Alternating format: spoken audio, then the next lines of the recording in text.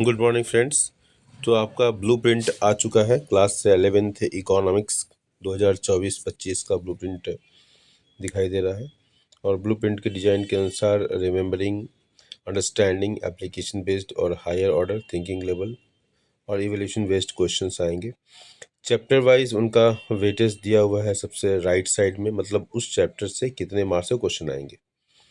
हम स्टार्ट करेंगे, 2 खंडों में क्वेश्चन पेपर होगा। एक स्टैटिस्टिक्स का होगा पार्ट ए और part B introductory micro economics का।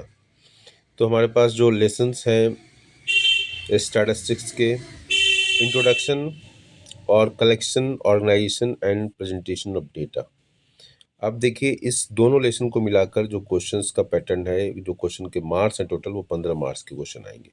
अब स्टूडेंट्स को ध्यान रखना है कि इस दोनों हेडिंग के अंदर कितने कौन कौन से लेसन्स आते हैं, collection, organisation and presentation of data, मतलब ग्राफ वाला पूरा पोर्शन, अप टू ग्राफ वाला पूरा प्रेजेंटेशन पोर्शन जो है वो इसके अंतर्गत कवर होगा। मतलब आपकी जो बुक है एनसीईआरटी को बेस करके ये टॉपिक्स लिखे जाते हैं।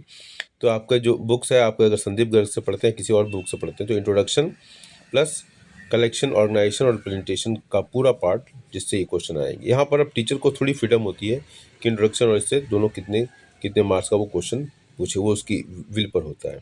जनरली टीचर्स जो है मतलब जो लेंथ होता है चैप्टर की, जो लंबाई चौड़ाई देखते हुए उसके अनुसार वो प्लान करते हैं कि लेसन कितना बड़ा है कितना छोटा है, उसके ऊपर डिपेंड करता है। तो आप मान के चलिए कि अगर 15 मार्क्स का है तो मेजॉरिटी जो मार्क्स जो कवर करेगा वो कलेक्शन, ऑर्गेनाइजेशन और प्रेजेंटेशन ऑफ डेटा होगा। इंट्रोडक्शन से भी होंगे, लेकिन मेजॉरिटी मार्क्स हम अनुमानतः बता रहे हैं, ये टीचर्स के ऊपर है कि बाहर बहुत तेज आवाज़ हो रही है। तो अनुमानतः मैं मान चलता हूँ कि 15 में से 60% मार्क्स जो कवर होगा वो कलेक्शन, ऑर्गेनाइजेशन और प्रेजेंटेशन ऑफ डेटा से होगा। अब इसमें अगर हम देखें, अब आपको यहाँ क्या देखना है कि ऐसे 2 के जो क्वेश्चंस हैं, है ना, एक मार्क्स 4 ब्रैकेट में लिखा हुआ 6 मार्क्स का एक लॉन्ग आंसर है, 6 मार्क्स का एक क्वेश्चन पूछा जाएगा।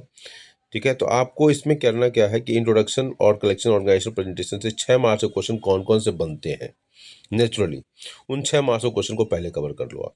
जितने भी हर लेसन के 6 मार्क्स के क्वेश्चन को पहले फाइंड आउट करना होगा आपको कि 6 मार्क्स से कौन कौन से बड़े लॉन्ग आंसर कौन कौन क्वेश्चन बनते हैं। ये आपको, ये आपके पास साइड बुक है उससे निकाल सकते हैं, क्लास में हमने जो डिस्कशन किया है, जो नोट्स दिया है, उससे वो निकल कर आसानी से आता है। जब आप 6 मार्क्स के क्वेश्चन को याद करके लिखते जाएंगे तो वो आपको हेल्पफुल होगा 3 मार्क्स के क्वेश्चन को भी डिराइव करने में और 4 मार्क्स। जैसे मान लीजिए कि 6 मार्क्स का क्वेश्चन आपने यहाँ याद किया, अब उसी टॉपिक संबंधित मान लीजिए 3 मार्क्स का क्वेश्चन यहाँ पर कवर हो गया, 6 मार्क्स का क्वेश्चन वो क्वेश्चन ना आया, लेकिन उसी टॉपिक से संबंधित 3 मार्क्स का, 4 मार्क्स का कोई क्वेश्चन, जैसा कि मैं देख पा रहा हूँ ऐसे 1 में 3 मार्क्स का क्वेश्चन दिखाई दे रहा है, ऐसे 1 जो कि एप्लीकेशन बेस्ड क्वेश्चन है, ठीक है ना। तो उससे तो आपको 6 मार्क्स का तैयार करेंगे तो वो निश्चित रूप से यहाँ कहीं ना कहीं आपको हेल्पफुल हो जाएगा। तो कोशिश करें कि पहले 6 मार्क्स वाले क्वेश्चन जितने भी लेसन हैं उसको इकट्ठा कर लें कि इस लेसन से 6 मार्क्स क्वेश्चन कि कितने क्वेश्चन बनते हैं। 3 या 4 क्वेश्चन मान लो हार्डली निकाल पाएंगे आप, तो 4 क्वेश्चन आपने निकाल लिया, 4 क्वेश्चन को पढ़ लें तो एक क्वेश्चन जरूर पकड़ में आ जाएगा आपका, पहली बात। दूसरी बात, जो छोटे मोटे क्वेश्चन होंगे 1 मार्क्स के, वो भी उसमें कवर हो जाते हैं। तो इस तरीके से आपको इस तरह की स्ट्रेटजी बनानी पड़ेगी।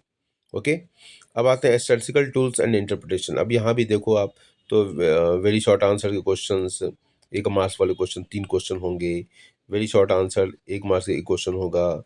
मतलब ये अंडरस्टैंडिंग लेवल के, एप्लीकेशन लेवल में भी आप देखो 1 मार्क्स का 1 क्वेश्चन, 3 मार्क्स का 1 क्वेश्चन। तो आपको यहाँ पर जनरली आपको क्या करना है, जो क्वेश्चन यहाँ से जो फ्रेम हो सकते हैं, जो मैं समझ पा रहा हूँ, तो पहली बात तो मीन मीडियन मोड के जो क्वेश्चंस हैं न्यूमेरिकल, वो हर तरह के questions, step division method, shortcut method, जितने भी मेथड्स हैं उसमें आप कर लो, इंडिविजुअल सीरीज, डिस्क्रीट सीरीज और कंटिन्यूअस सीरीज, तीनों कर लो आप लोग। इसके बाद फीचर्स नोट कर लो, आप कैरेक्टरिस्टिक्स मीन मीडियन मोड के नोट कर लीजिए। ओके, तो ये आपको, अगर ये इस तरह के क्वेश्चन आप कवर करते हो, और एक ग्राफ का पोर्शन कवर कर लो, है ना, ग्राफ वाला पोर्शन जो कि इवोल्यूशन बेस्ड वाला है ना, तो आप उसको ग्राफ वाला क्वेश्चन एक कवर कर लो। तो आपने सिर्फ ग्राफ में जनरली हिस्टोग्राम का जरूर देख लें, और ओजाइब का जो क्वेश्चन है वो जनरली जरूर पूछा जाता है। तो ये आपको यहाँ से, तो मतलब कुल मिला के आप यहाँ से 10 question 12 question short question sure short question बना लें तो आप के लिए काफ़ी हेल्पफुल होगा। इस तरह इंट्रोडक्शन जो स्ट्रेटजी वहाँ अपनाया आपने वही स्ट्रेटजी यहाँ भी अपनाया, ज़्यादा डिटेल में नहीं बोलूँगा, क्लास में डिस्कशन करते ही हम। इंट्रोडक्शन वाले पोर्शन से जो आपका पीपीसी वाला कर्व है उससे तो आपका एमओसी एमआरटी वो को देख लीजिएगा, आप उसको डायग्राम देख लीजिएगा, न्यूमेरिकल देख लीजिएगा, ठीक है। फिर और फीचर्स ऑफ पीपीसी कर्व है वो देख लेंगे, ठीक है। तो इस तरह से वो क्वेश्चन निकल कर आ जाएंगे। और पीपीसी पर क्या इम्पैक्ट पड़ता है, स्किल इंडिया क्या प्रभाव पड़ा, उज्ज्वला योजना, इस तरह से स्कीम से से जुड़ा हुआ जो क्वेश्चन है तो उस पर पीपीसी पर क्या प्रभाव पड़ता है ना, तेल की कुएं निकल आए, ऑयल रिजर्वायर आ गया तो उससे पीपीसी पे क्या असर पड़ेगा, इस तरीके से।